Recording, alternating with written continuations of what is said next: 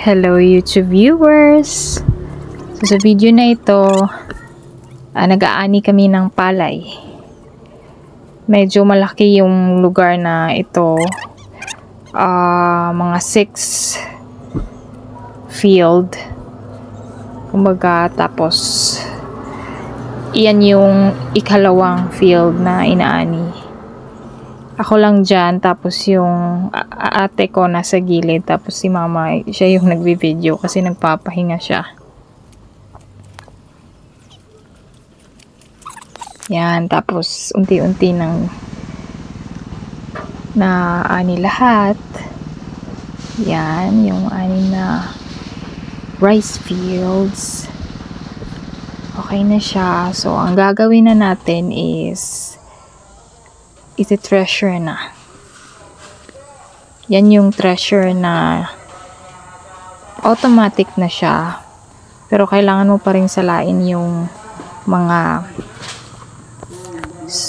dahon tsaka yung palay. Kinabukasan na namin yan inaani kasi inulan kami.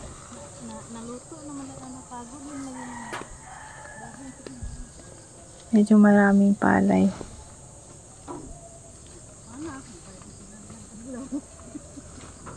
Tapos, yan na, unti-unti nang hinog na ma? binubuksan yung takip kasi hindi pwedeng mabasa yung makina. Bis aman na ma sa Masisira. gisaka na. Kay Mito.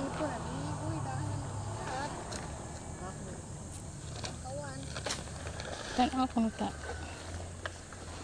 Kabilang side, matagal na yan inani, Miyerkules pa. Hinog Tapos eh. inani namin yan. Hinog tel. Pinatreasure ngayong Sabado. So, meron palang kaimito or star apple na nandyan sa net. Kaya, kinain namin. Grabe, sarap. Creamy siya. Para siyang may gatas sa loob. Tapos, meron siyang, yung mabango siya na malaman. Hinog lagi. Dan lay luloy. Doon tong kuan pat kabuok. Yan. Asa na ibutang? Gamiton mo na. Ay pula Yung ate ko nagtutupi ng trapal.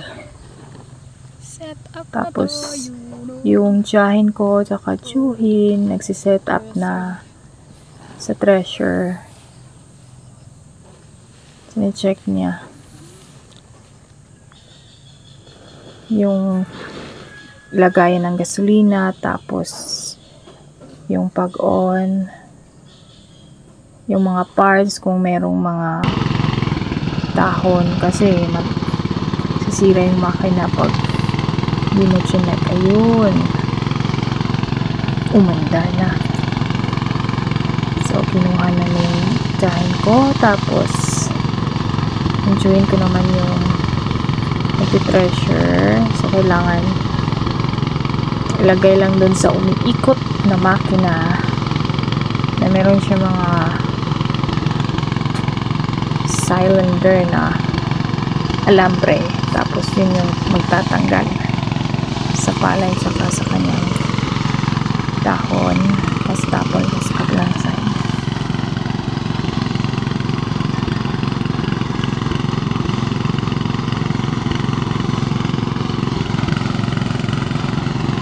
Yan. Tapos yan na yung mga stalks or husk. Kalimutan ko yung pangalan yun sa Tagalog. Sa amin kasi pag na ano na yan, yung inulanta, naging fertilizer, tawag namin dagami. Lalo na pag pechay tinanim mo, ang taba ng pechay. Dayami. Dayami.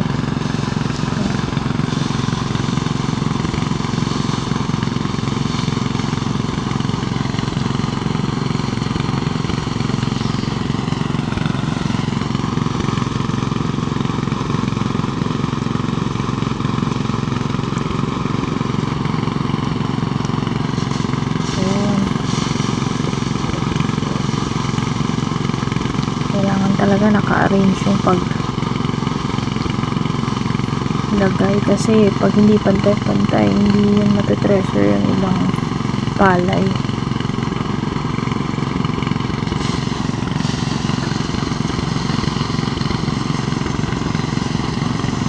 Tapos yung ate ko naman, siya yung nandun sa net kasi sinasali yung mama ko pala. Yung ate ko nandun sa ilalim ng treasure. Sinasalin yung grains nasa ilalim, tapos yung dahon, yan, gamit yung nigo, tapos tatapon yung mama mo sa malayo. Yan, para hindi nasayang. Medyo ilalim yung sakong palay, finilter lang.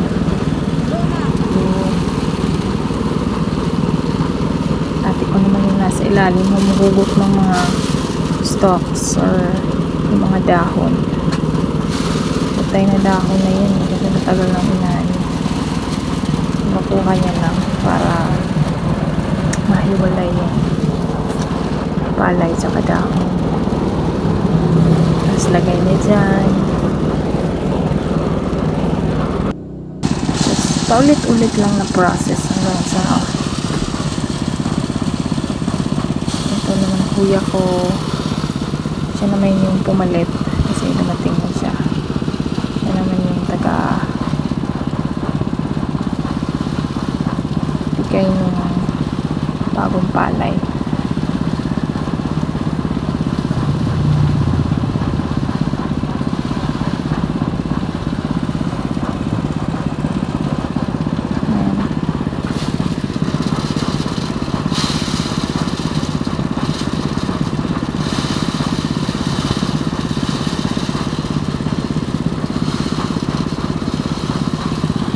Ganda tingnan ng palay. Talon-talon pa sa loob. Automatic na siya kasi yung treasure dati kailangan mo pang gamitin yung paa mo para lang gumana siya. Ngayon ilalagay mo na lang yung palay, tapos yun na yung magtatanggal nun sa dahon tsaka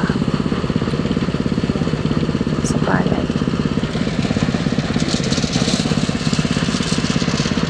Merong gasolina sa gilid para pag naubos o refill ulit.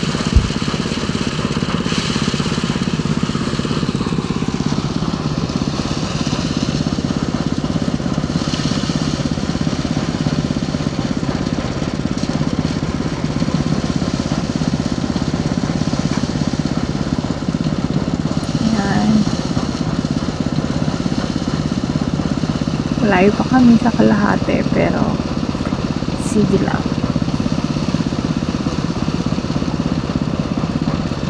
Yung ate ko inaayos niya yung sako-sako lalagyan ng palay para diretso lang yung pag-filter niya. Kaya inaangat niya din kasi napupuno na yun. Parang may space pa.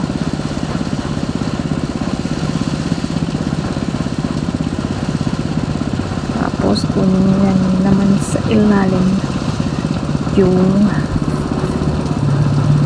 mga residue, yung makuha niya.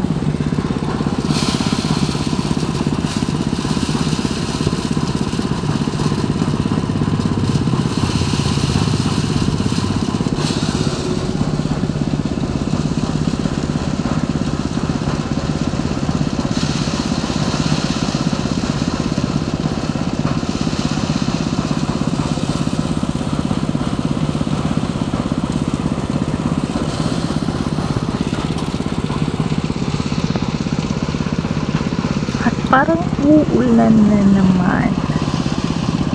Pero sige lang. At nahinto nga talaga kami kasi umulan. Hindi natapos. Pero at least meron na kami mga treasure yung sako-sako na yun. So, stay kami dito, tapos kumain ng snacks. Yun muna. Thank you for watching.